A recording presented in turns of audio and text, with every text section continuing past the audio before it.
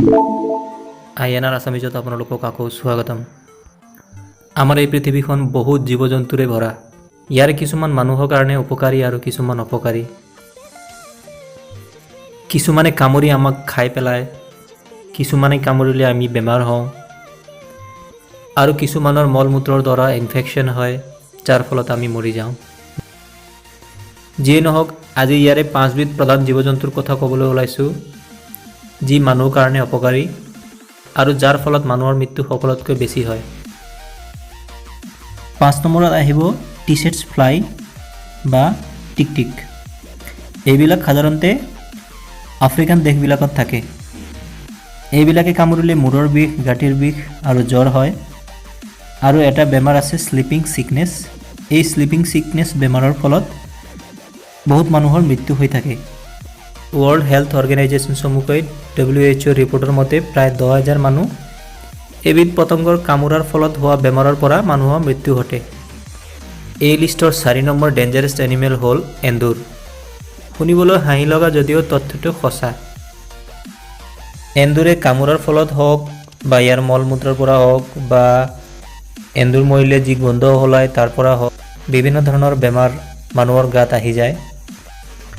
এইবিলাকৰ ভিতৰত কেইটামান হ'ল লেপ্ট'স্পেৰিচিছ, প্লেগ, থাইপাছ আৰু এটা হ'ল হেণ্টা ভাইৰাছ।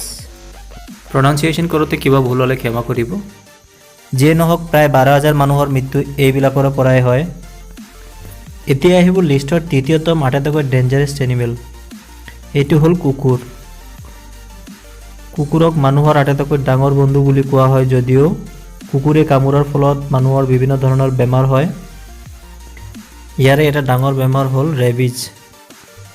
বৰ্তমান ৰেবিজৰ ভেকচিন বজাৰত পোৱা যায় যদিও বিশ্বৰ চতুৰ্থ স্তৰৰ দেশসমূহ আৰু দুখীয়া মানুহৰ হাতত ইমান সমল নাথাকে যাৰ পৰা ইহঁতে ভেকচিনটো ক্ৰয় কৰিব পাৰে, যাৰ ফলত এই ৰেবিজৰ পৰা বহু মানুহৰ মৃত্যু ঘটে।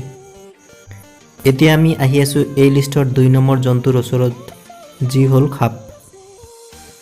পৃথিৱীৰ অধিকাংশ সাপেই বিষাক্ত নহয় যদিও মানুহ সাপে খুটাৰ ফলত আৰু কিছুমান ক্ষেত্ৰত ভয়তে মানুহৰ মৃত্যু হোৱা দেখা যায়।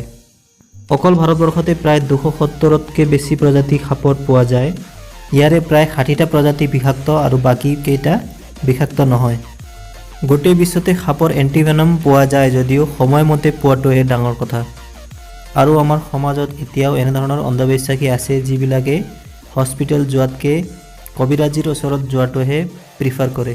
WHOৰ ৰিপৰ্টৰ মতে প্ৰায় 1 লাখতকৈ বেছি মানুহ সাপে খুটাৰ ফলত মৃত্যুবৰণ কৰে প্ৰতি বছৰে।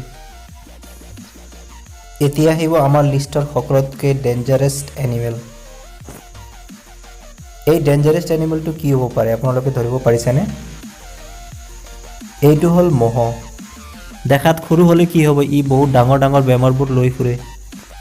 বছৰি প্ৰায় 7,50,000 মানুহৰ কাল ইয়ে হয়।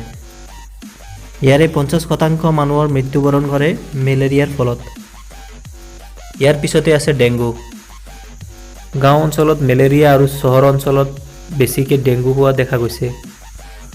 মহৰ কামোৰাৰ ফলত আন এটা ডাঙৰ বেমাৰটো হ'ল জাপানীজ এনকেফেলাইটিছ। যিবিলাক ভিউৱাৰ্ছে মোৰ ভিডিঅ'টো প্ৰথমবাৰৰ বাবে চাই আছে, প্লিজ লাইক, শ্বেয়াৰ আৰু ছাবস্ক্ৰাইব কৰিবলৈ নাপাহৰিব। ভিডিঅ'টো চোৱাৰ বাবে ধন্যবাদ।